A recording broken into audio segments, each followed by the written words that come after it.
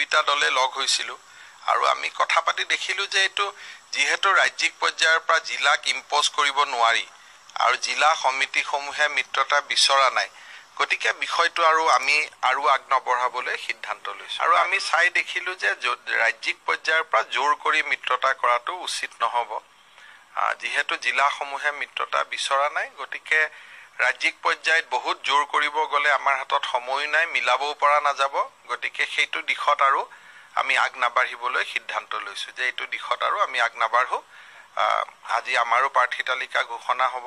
গণপৰিষদেও বিভিন্ন স্থানত ইতিমধ্যে প্ৰাৰ্থী তালিকা ঘোষণা কৰিছে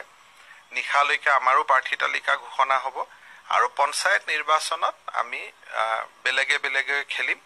কিন্তু আমাৰ লগত যি বাকি মিত্ৰ দল আছে সেই সকলৰ লগত বিজেপিৰ স্থানীয় পৰ্যায়ত মিত্ৰতা হৈ আছে বা চলি আছে